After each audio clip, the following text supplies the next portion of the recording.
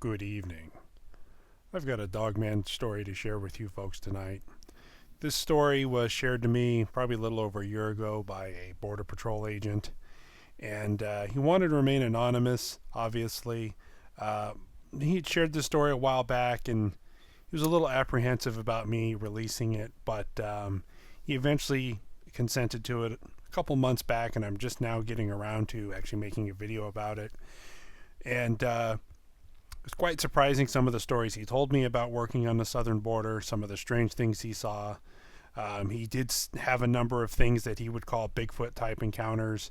But the first thing he came across was a Dogman encounter when he was still starting off, when he was still training. And it really shook him because he had never seen anything like it before. So he was driving around with, I guess, kind of a senior guy, his field training officer, his FTO, or whatever the Border Patrol calls him. And they were in their Ford truck. They were driving around. They were showing him the checkpoints. They were showing him the different parts of the border. They were going through the desert. They were showing him hot spots and known areas where, I guess, immigrants and drug dealers and all the people that come across the border, good and bad. And it was at night. I believe he said he was working 10. It was either 10 or 12-hour shifts where he started off and it was light out. And then it went into the early morning hours where it was light out again. And I guess it was a lot of desert running. I guess it was just a lot of, this was right around the Arizona-California border, right along in Mexico down there. And I guess it was just a lot of hot days and cool nights and running around out there and flat tires and catching people. And one night, while he was still fairly new, I guess his FTO actually had a cold and wasn't feeling very well, so he got to drive. And I guess normally the guy who was training him drove the truck around and showed him where to go and the ropes and radios and how to call people in and how to detain people and all that kind of stuff. So I guess it was kind of a quieter night, and he was driving around, and they're going down different roads and they're checking out different spots and different places where they found people in the past. And they're driving along. It seemed like any other night. When they were going through this desert, there was this dirt road that broke off of a paved road, and they were going down there a ways. And I guess it had been a hot spot. It was right near the border, a couple of spots from the borders, and there was kind of this gully where they had found people before. It was almost kind of a waypoint or a stopover, I guess, for immigrants or people smuggling drugs to stop on the other side of the border and re-outfit or get picked up. So they were going in kind of this little dirt road to where this turnaround was. And when they got to the turnaround, they hadn't seen anybody. They didn't see any people. They didn't see any signs of people, which they thought was a little odd. Because he says he always sees, trash or water bottles or, shoes or clothes or something out there, signs of people. And they didn't really see anything new. But when they got to the turnaround, they flipped on their lights on the truck and their spotlights, and they didn't really see anything. And as they're turning around, the headlights and the spotlights on the truck illuminated something. It was kind of off in the distance, and they're flipping around, and I guess he said, "What was that?" And his training officer looked over and said, "Oh, that? Oh, it's probably just a wild animal or something."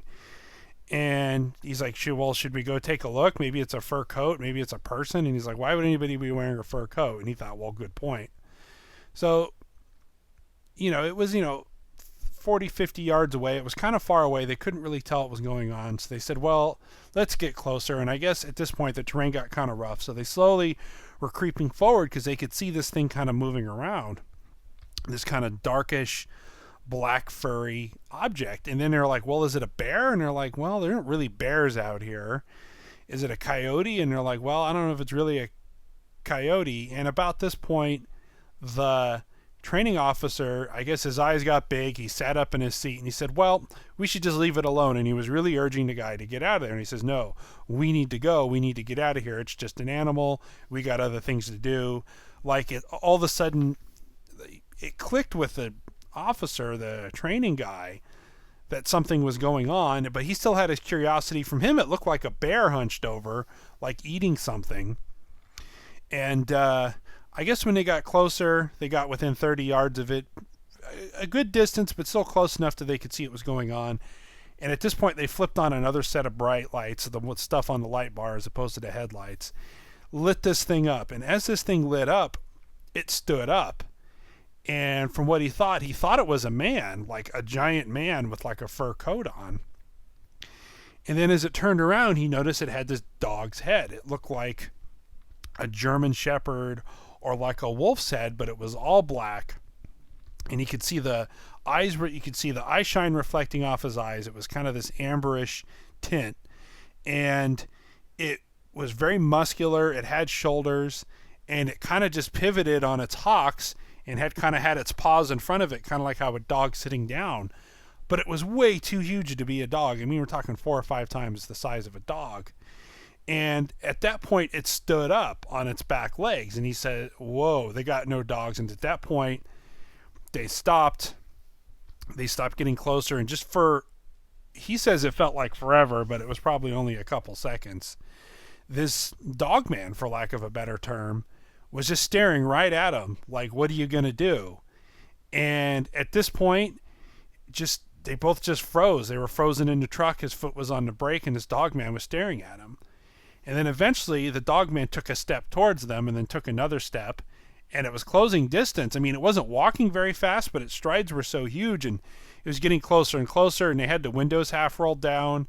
And just out of instinct, he says he threw it in reverse. He says at first he missed reversed and threw it into park and revved the engine. And as he revved the engine, the Dogman opened its mouth a little bit at it and kind of hunched over and was kind of almost serpentining, zigzagging its way, kind of sizing up the truck.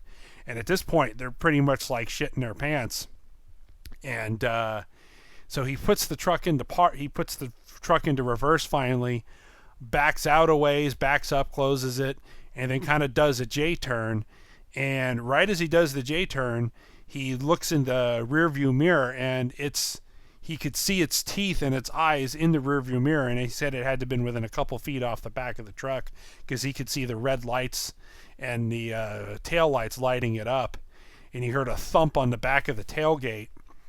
And he said he pretty much floored it, and he was going over jumps and dives and crashing over bushes and all kinds of stuff, kicking up gravel, getting onto this road.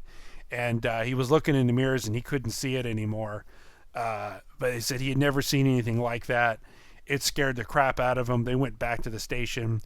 His training officer said, what was that? And he says, it was a big dog. It was a big dog, but don't talk about it. Don't talk about it. Whatever you do, don't talk about it. So, and he was asking, so what do we do? And he says, don't put anything in the report. Just say that the area was clear. Don't put anything into the report. Never talk about this again. Almost kind of like his training officer knew about what was going on. And then that's when he stopped for a minute. They were shaking, and the training officer told him, he says, look, we're not going to talk about this ever again. Just to understand, you're going to see things out in this desert. I don't understand. I don't know what they are. I don't go looking for it. Occasionally you'll pick up migrants that will talk about the Lobos or the big hairy man or strange stuff or ghosts in the desert or devils in the desert. Just tell them there's no such thing and just shrug it off. But just understand that there are things out here. Don't talk about it if you value your career. We've seen people try to report stuff like this, like UFOs and other things, and to just ignore it and pretend it didn't happen if you want to go anywhere in this job. And so I guess they went back to the station. They got some coffee, and he was gonna walk into the shift supervisor's office and say something, but right as he had the coffee in his hand, the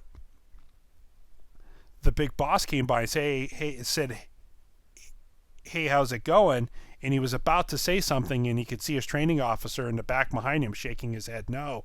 And he said, oh, nothing. That's fine. I think I'm just catching his training officer's name's cold that he had. And he said, okay, well, get some tea and take care of yourself and get back out there. And it says he saw some other things after that. He saw strange lights in the sky. He saw something that he thought looked like a Bigfoot months later run across the road. And it's really interesting because a lot of his stories are very similar to, if you guys are familiar with Rocky Elmore, he was a Border Patrol agent who had a lot of similar stories near the border. and just non-paranormal stuff. The guy had a lot of crazy stories, and I thank him for his service. So yeah, I mean, that would be very frightening to me. You're trying to do your job. It's just another night, and you come across this thing that looks like a bear, and it stands upright. He says it was almost like it was eating something or going through something. Now, he says he didn't see like a body or anything like that, but he said that it definitely looked like it was eating something, like it was hunched over or trying to go through something. And he couldn't tell what it was. It wasn't very big, whatever it was trying to eat or go through. Maybe it was a backpack, maybe it was some dropped food or something, or maybe it had caught some other animal and was eating itself. But yeah, that definitely stuck with him. And he says he lost some sleep, and when he would be out in the desert doing patrols and looking at things, he would always be looking more around, and definitely heightened his awareness. So if you like this story, please give it a thumbs up, and please hit the subscribe button if you haven't already, and stay safe in the woods and the desert, folks.